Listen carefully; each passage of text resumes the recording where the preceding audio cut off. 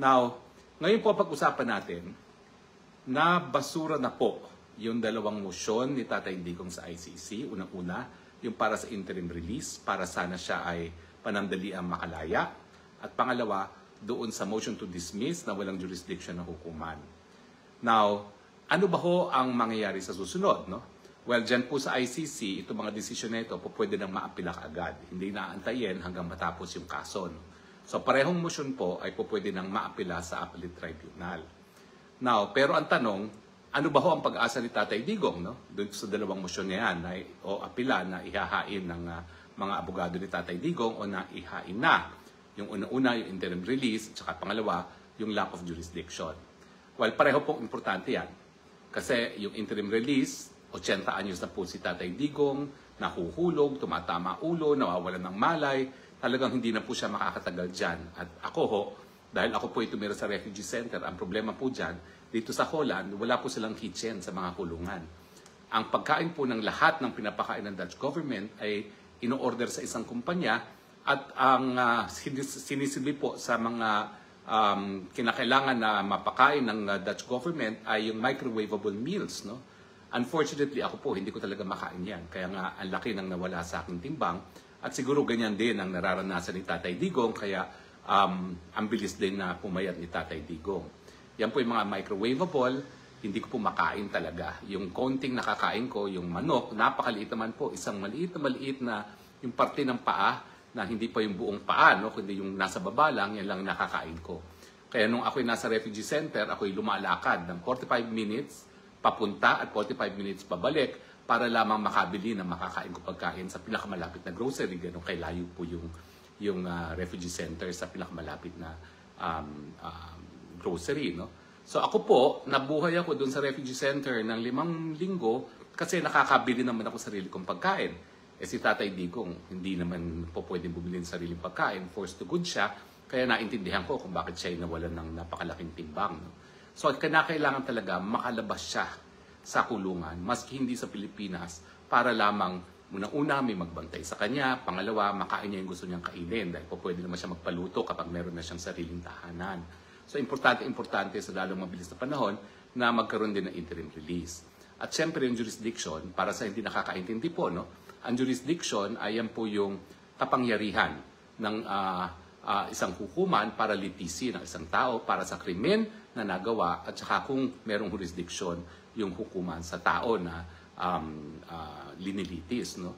At ibig sabihin po niya kapag nagwagi yung sinasabi ni Tatay Digong na walang jurisdiction kasi nagsimula yung preliminary investigation 2 taon na ang nakalipas matapos tayo magbitiw sa ICC, wala na pong kaso. Dismiss na yan. Kaya napaka-importante po ng jurisdiction. Well, ano pong tingin ko no, sa dalawang motion? Well, tatapatin ko po kayo. No?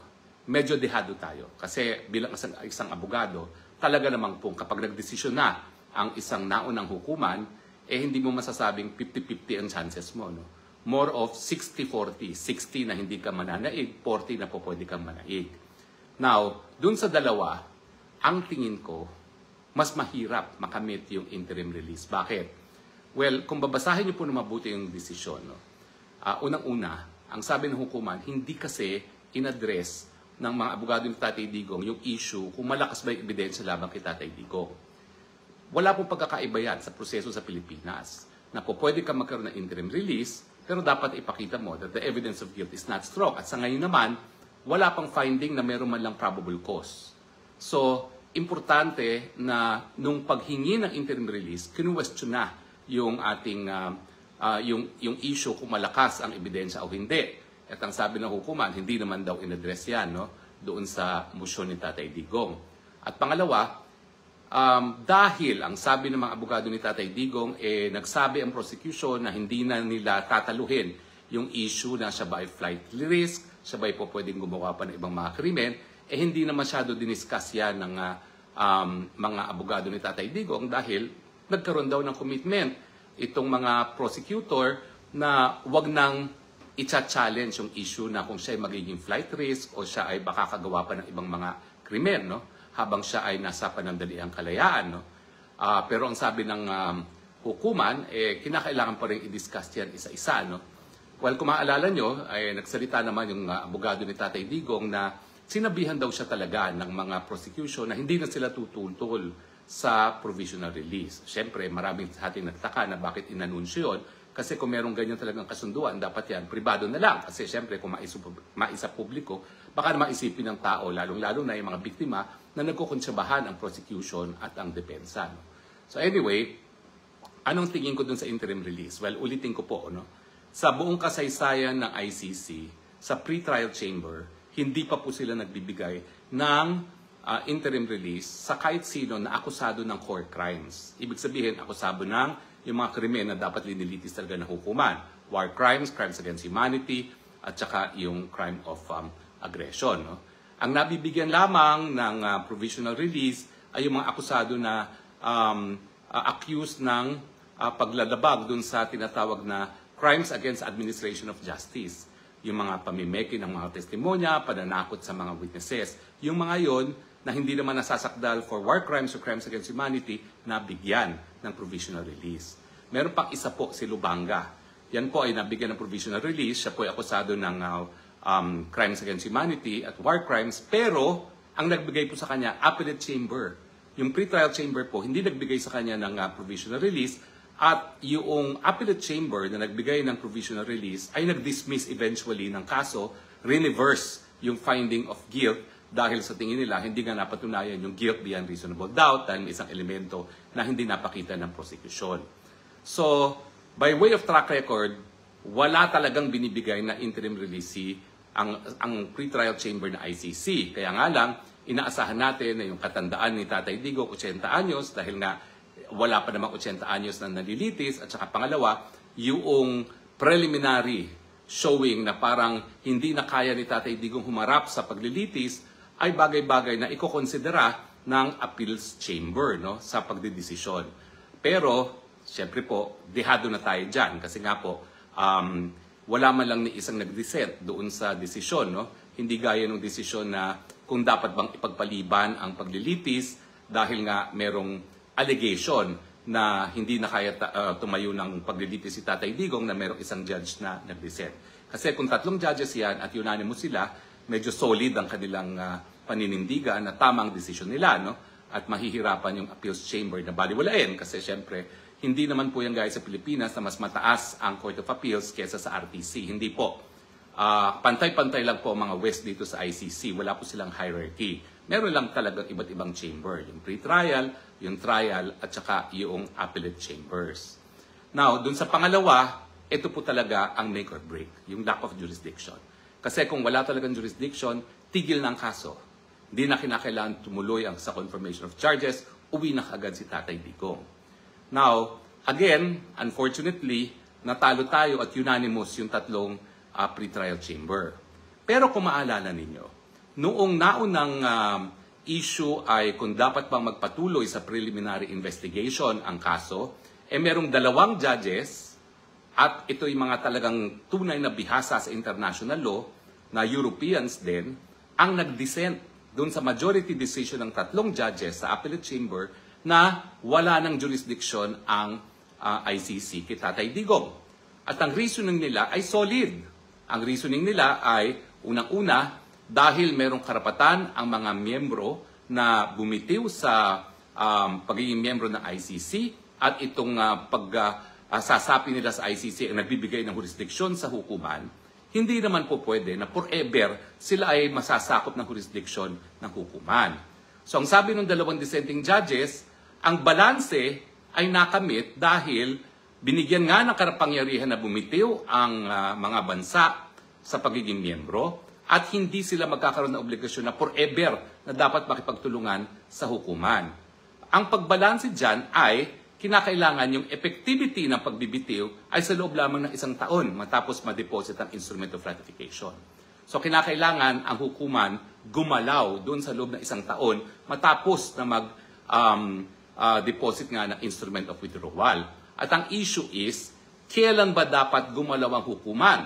Ang sabi ngayon ng pre-trial chamber, yung preliminary examination na ginagawa ng prosecution lamang ng walang kahit anong partisipasyon sa hukuman ay sapat ng dahilan para makonclude na nagsimula na yung proseso na hindi na po pwedeng itigil kung ang isang bansa ay bibitiw sa pagiging miyembro ng ICC. Pero ang sabi naman ng dalawang dissenting judges na sa tingin ko mas dalubhasa dun sa tatlong nagdesisyon ng majority opinion, mali yan.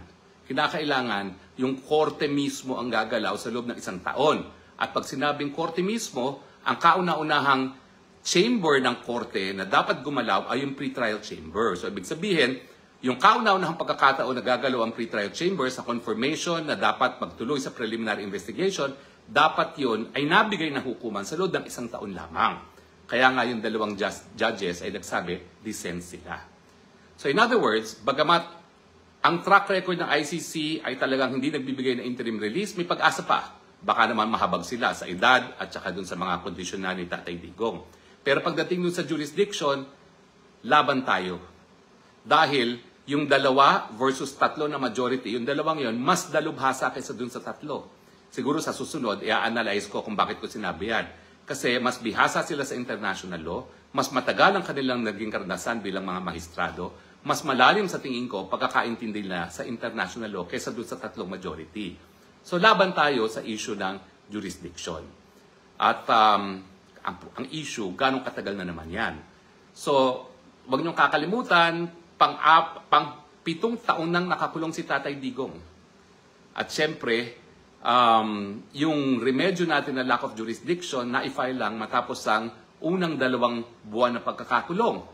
Well, ako po talaga, hindi ko maintindihan bakit 2 buwan nang lumipas bago sinampay ang motion para sa jurisdiction kasi pwede namang isa pa yan kaagaran within the same week or at least the same month na siya ay nakadetain na sa ICC. Kasi kada araw na nakadetain na siya na wala man lang probable cause, yan po'y parusa na wala pang napapatunayan na pagkakasala. Di ba po?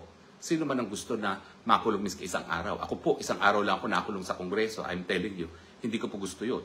Dahil ako talaga, binibigyan ko ng kahalagahan ng aking kalayaan. Lalong-lalo na kung wala pa naman napapatunayan na ako'y nagkakasala. So patuloy po tayo magdasal na sana po parehong motion ay ma-reverse ng appellate chamber. Pero dun sa dalawa, mas importante po yung jurisdiction. Kasi kapag jurisdiction, uwi na ng Pilipinas si Tatay Digong. Pag sinabing walang jurisdiction, tigil ng lahat at uwi na diretso ng Pilipinas si Tatay Digong. Yung remedy naman ng interim release, pag yan ay nag-grant, ang ibig sabihin lamang ay labas siya ng kulungan pero hindi pa rin makakauwi si Tatay Digong sa Pilipinas. So kung tayo pagdasal natin na pareho sanang ma-reverse pero mas liinan natin ang dasal dun sa lack of jurisdiction. Kasi lack of jurisdiction, tapos na ang kaso at po pwede nang umuwi si Tatay Digong. Well, sana po ako'y nakatulong sa inyong pag-intindi sa mga proseso na pinagdadaanan ngayon ni Tatay Digong. Ipagdasal po natin ang kalayaan ni Tatay Digong sa lalong mabilis na panahon. Again, bilang isang Kristiyano, naniniwala po ako sa kapangyarihan ng pagdasal. At sabi nga po nila, prayers move mountains. Pero ngayon po, parang ginawa ng lahat dito po sa ICC para mabaliktad at mapauwi si Tatay Digong. Kaya nga po ako, ang aking pinagdadasal, sana, yung iba pang remedyo sa international law na aking minumungkahi ay pag-aralan, pakinggan, at kung po pwede, gamitin. Dahil lahat po ng remedyo, kinakailangan natin ngayon. Dahil ang importante, mapauwi si Tatay Digong. Maraming salamat po sa inyong patuloy na pagtangkilik. Hanggang muli po, ito po ang Spokes ng Bayan, inyong Spokes ng Bayan, nagsasabi, I love you Philippines, you're the only country that I have, you're the only country that I love. God bless the Philippines. Bye!